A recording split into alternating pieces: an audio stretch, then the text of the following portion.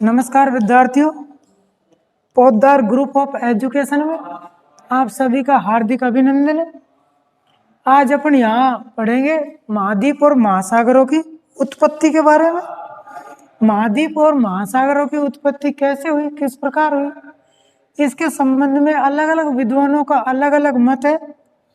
तो महाद्वीप और महासागर की उत्पत्ति के संबंध में अपन यहाँ जानकारी लेंगे। देखो, पृथ्वी पर 3 प्रकार के उच्चावच पाए जाते हैं, यानी कि 3 श्रेणी के जो उच्चावच होते हैं उनमें से प्रथम श्रेणी के उच्चावच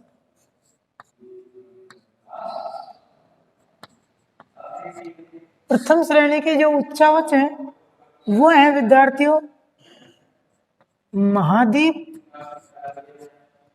व महासागर। यानी कि महाद्वीप और महासागरों को प्रथम श्रेणी के उच्चावचों में सम्मिलित किया जाता है। ये प्रथम श्रेणी के उच्चावच हैं। अगर अपन बात करें द्वितीय श्रेणी के उच्चावच,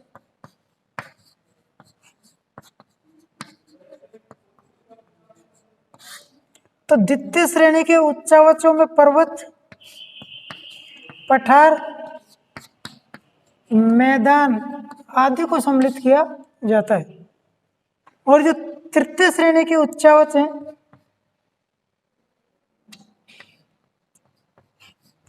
तृतीय श्रेणी के उच्चावच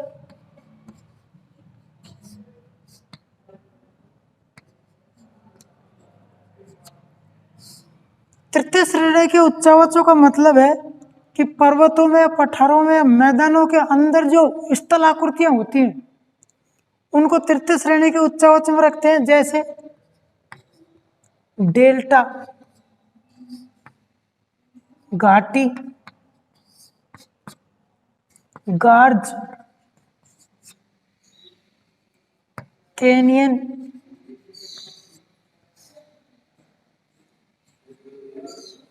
वेदिकाएं, जलप्रपात,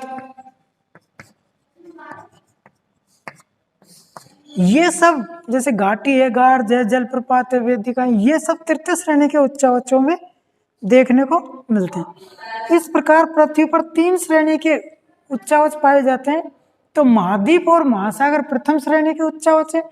उच्चावच यानी रिलीफ का मतलब होता है पृथ्वी के ऊंचा नीचा भूभाग। देखो, पृथ्वी है तो इस पर सबसे ऊंचे भूभाग को अपन महाद्वीप कहते हैं, तथा नीचे जो भूभाग है जिसमें जल है इसको अपन महासागर कहते हैं। यानी कि प्रथम श्रेणी के ऊंचे उठे हुए भाग महासागर, महाद्वीप, और नीचे भाग महासागर कहलाते हैं। तो प्रथम श्रेणी के उच्चावचों में महाद्वीप और महासागरों को सम्मिलित किया जाता है। अब ये महाद्वीप और महासागरों की उत्पत्ति कैसे हुई, ये कैसे बने, इसके संबंध में अपन बात करेंगे। तो देखो, महाद्वीप और महासागरों की उत्पत्ति को अगर अपन देखते हैं तो महाद्वीप और महासागरों की उत्पत्ति के बारे में सबसे पहले 1620 में फ्रांसीसी विद्वान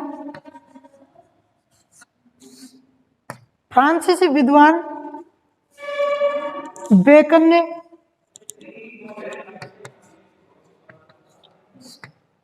महाद्वीप और महासागरों की उत्पत्ति के बारे में बताया। बाद में 1885 में स्नाइडर ने महाद्वीप और महासागरों की उत्पत्ति के संबंध में मत दिया।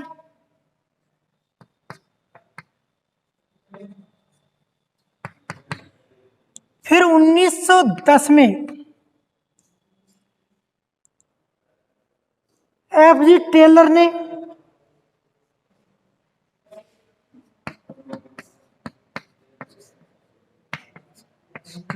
महाद्वीप और महासागरों की उत्पत्ति के बारे में अपना मत प्रतिपादित किया। फिर इसे 1912 में जर्मनी विद्वान अल्फ्रेड वैगनर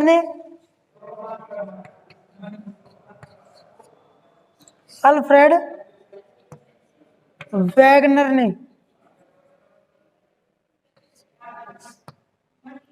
महाद्वीप और महासागरों की उत्पत्ति पे अपना सिद्धांत दिया, जिसे महाद्वीपीय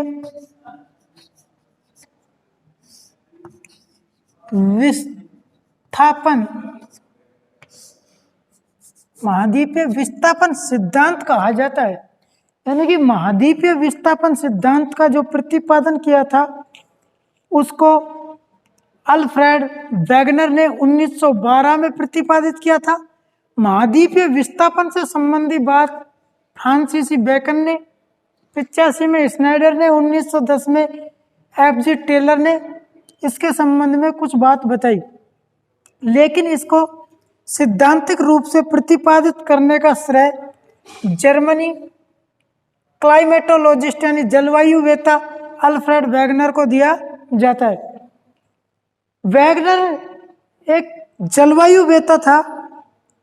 वो ये चाहता था कि भूतकाल में हुए जलवायु परिवर्तनों का क्या संबंध है, इसको जानने के लिए उन्होंने देखा कि आज जहां अटलांटिक महासागर है वहां कोयले की उपस्थिति मिलना, अटलांटिक महासागर में कोयले की उपस्थिति का मिलना तथा मरुस्थलों में कभी हिम आवरण के लक्षण का पाना, इन चीजों से वैगनर ने सोचा कि मरुस्थलों में हिम के आवरण कहाँ से आए और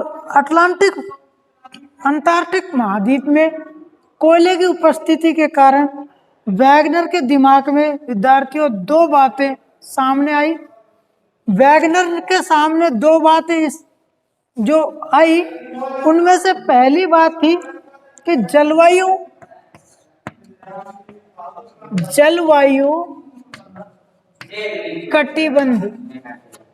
कटिबंध का मतलब जोन या क्षेत्र, जलवायु कटिबंधों का स्थानांतरण हुआ होगा।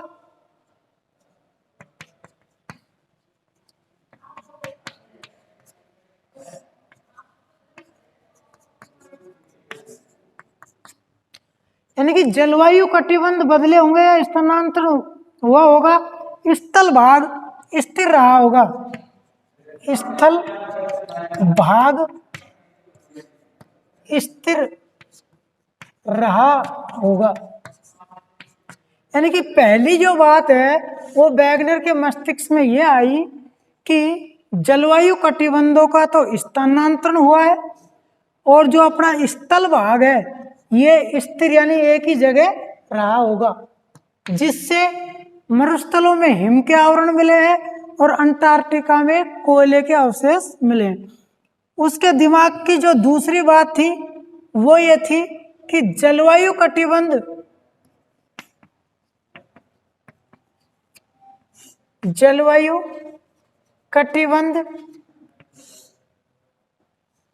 स्थिर रहे होंगे तथा स्थल भाग का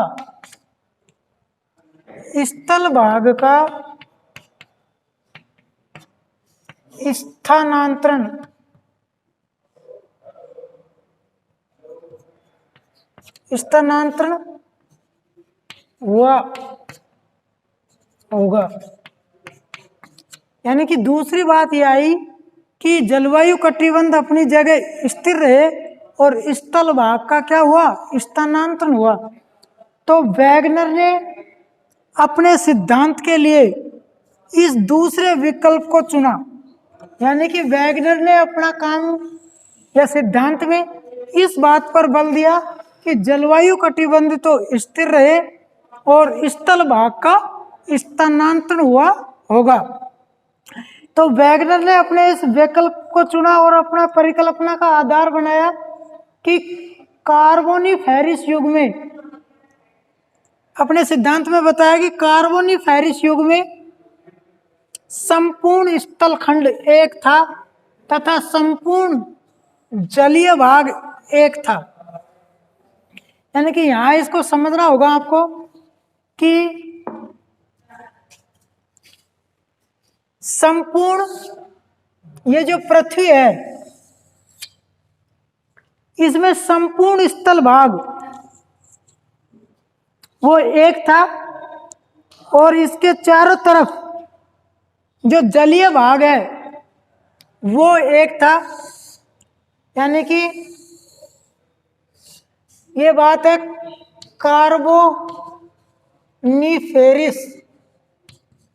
कार्बोनिफेरिस युग में संपूर्ण जो स्थल भाग है ये आपके संपूर्ण स्थल भाग है, इसको वैगनर ने एक माना है और इसके चारों तरफ जो ये शेष बचा हुआ भाग है ये जलीय भाग है। इस जो स्थल भाग है इसको वैगनर ने एक नाम दिया है जिसका नाम है पेंजिया। संपूर्ण स्थल भाग को वैगनर ने पेंजिया कहा है, यानी कि संपूर्ण स्थल भाग, ये इसको अपन कहते हैं स्थल भाग। और जो इस स्थल भाग के चारों तरफ जो जलीय भाग है उसको वैगनर ने नाम दिया है पैंथालासा। पैंथालासा, पैंथालासा का अर्थ होता है विद्यार्थियों जल ही जल। पैंथालासा जर्मनी शब्द है जिसका अर्थ होता है जल ही जल। यानी कि संपूर्ण स्थल भाग को वैगनर ने पेंजिया कहा और शेष जो जलीय भाग था उसको पैंथालासा नाम दिया। पैंथालासा का मतलब जल ही जल। सर्वप्रथम उन्होंने बताया है कि इस पेंजिया के मध्य एक भूसन्नति बनी जिसको उन्होंने टैथिस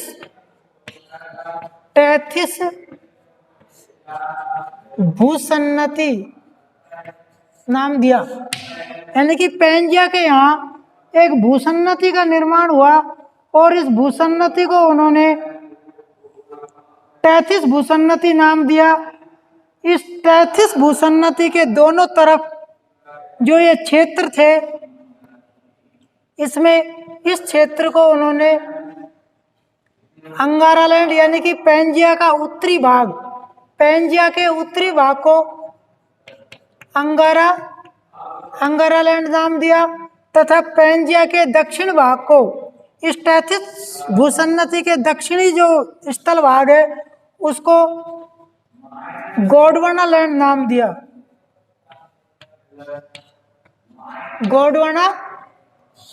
गोंडवानालैंड नाम दिया। यानी कि टैथिस भूसन्नति के ऊपरी भाग या उत्तरी भाग को अंगारालैंड तथा दक्षिणी भाग को गोंडवानालैंड कहा जाता है।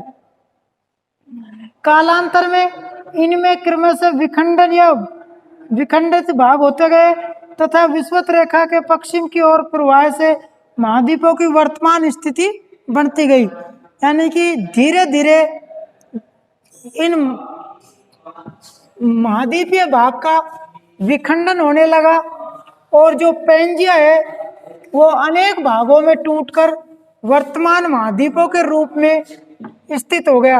यानी कि अपन वर्तमान स्थिति देखें तो पेंजिया कई भागों में विखंडित होकर के वर्तमान समय में इस स्थिति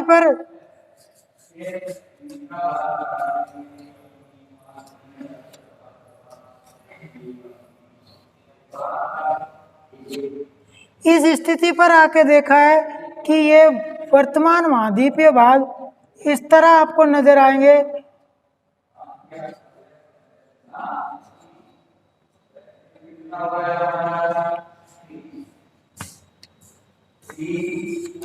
यानी कि ये पेंजिया जो अनेक भागों में विखंडित हो गया और वो वर्तमान स्वरूप में आ गया। इस तरह पर आप देखेंगे तो ये आपके उत्तरी अमेरिका,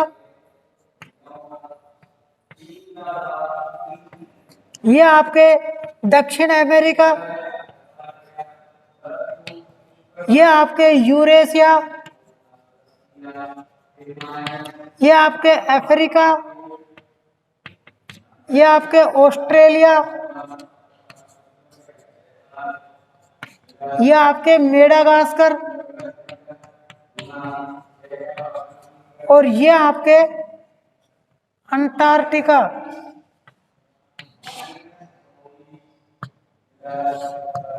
इस तरह आप देखोगे तो पैंजिया का विखंडन हो गया, और पैंजिया विखंडन होकर के वर्तमान स्वरूप में या अनेक भागों में